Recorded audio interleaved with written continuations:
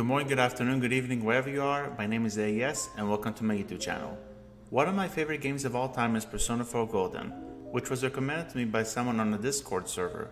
The characters, the general story, and the combat system at the time warranted the purchase of a PlayStation Vita, and it made the news about its arrival on PC that much sweeter.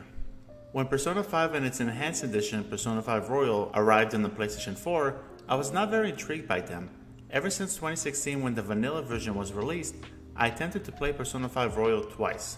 In both cases, I ultimately dropped the game because I was not a fan of its more open-ended environments, as opposed to Persona 4 Golden's areas that were very linear. In the past 2 weeks, I decided to sit down and give the title one final chance to wow me and show me why many people place it on their top 10 games of 2020. Although I will ultimately pick Persona 4 Golden as a superior title in the franchise, Persona 5 Royal truly proved me wrong. It has all the hallmarks of a fantastic role-playing game, and had I played it a year ago, I would have certainly placed it in my respective list. What are my thoughts on today's game? Time to find out. Without further ado, let us review Persona 5 Royal, which was released in 2020 and, for the purpose of transparency, was played on the PlayStation 5 through backwards compatibility with the PlayStation 4. Story. I will keep this section spoiler-free because I really want you to experience the narrative for yourselves. With that being said, I will give you the gist of how it begins. You play as Joker, an upcoming student at Shujin Academy who was accused of assaulting a man. After arranging his stay with Sojiro, a manager at a cafe, he makes his way to the school. But you would not consider his first day as a typical visit. From that point onward, the story revolves around fighting monsters and eliminating various forms of corruption.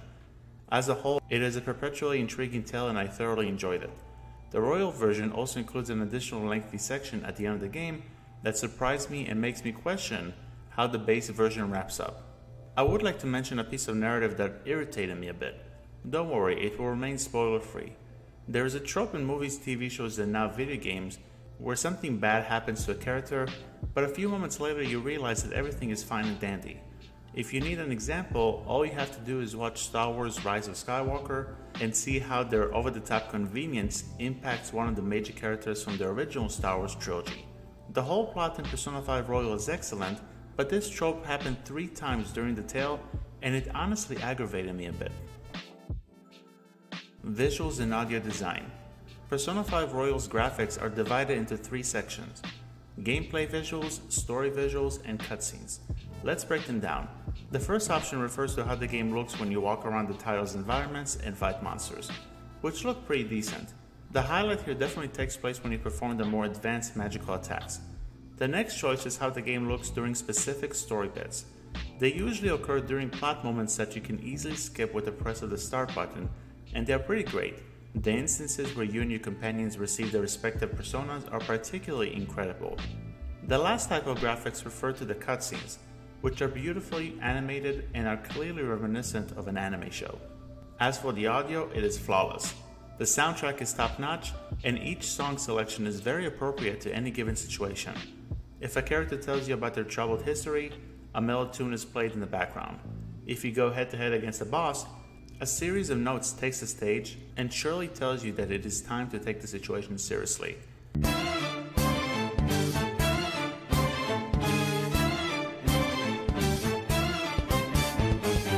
While the music is sublime, the voice performances, believe it or not, are even better. While playing the English version, every single character ranging from Anne, Morgana, Kamoshida, and Maruki are exceptionally voiced, and they definitely aid to the characterization of these individuals.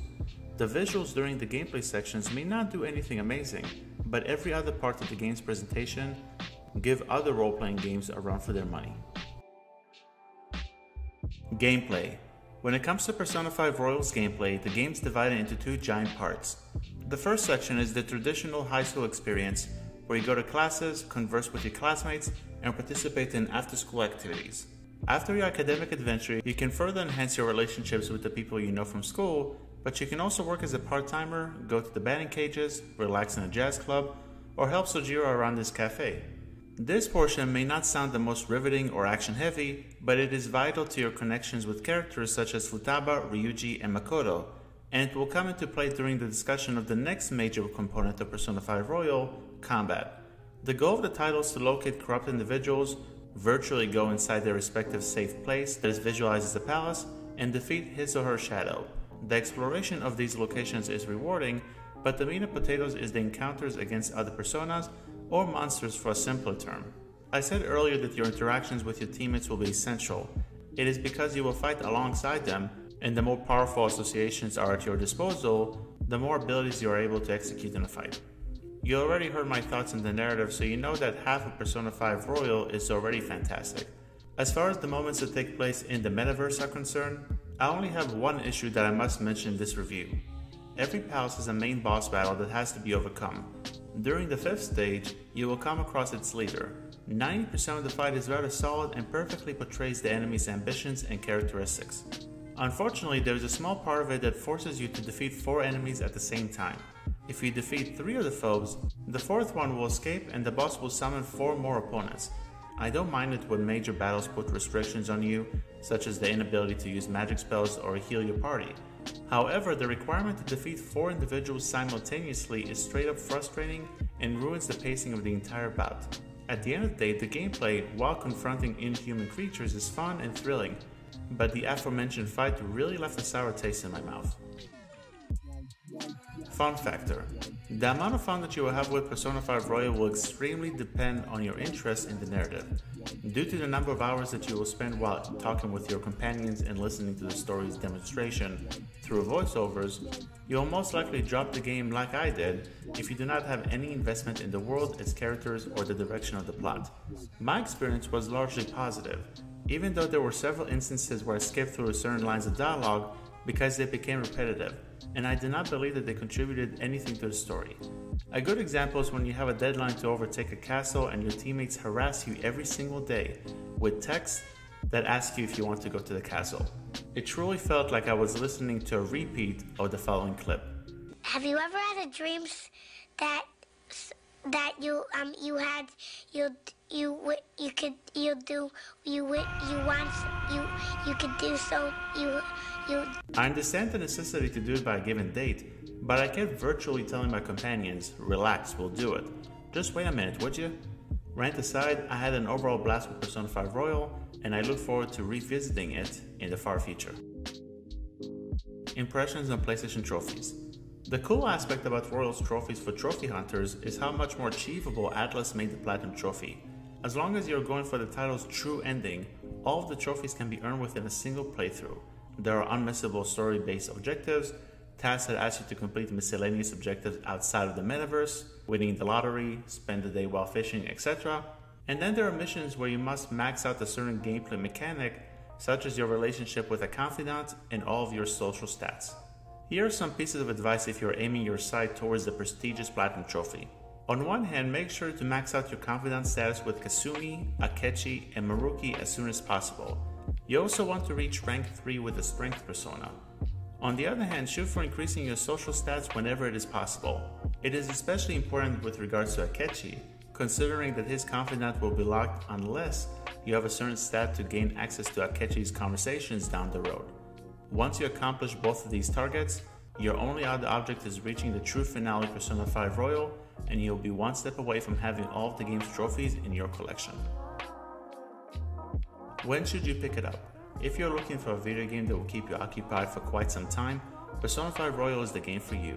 It has plenty of main and side activities, as well as a New Game Plus option if you want to steamroll a second playthrough with your overpowered character.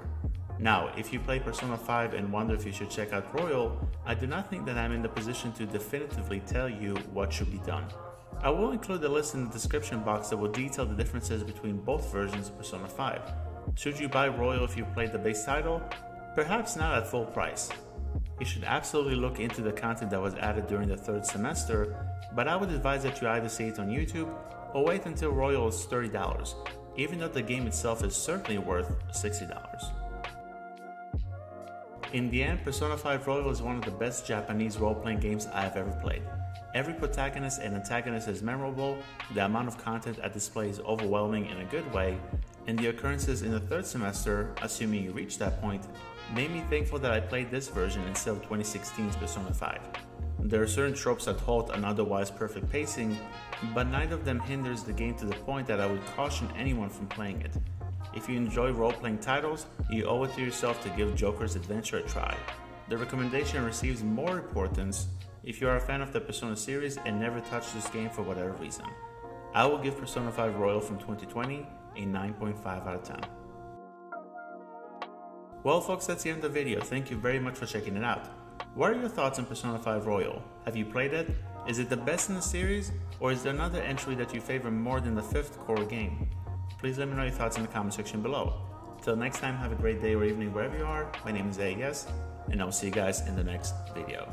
Bye bye.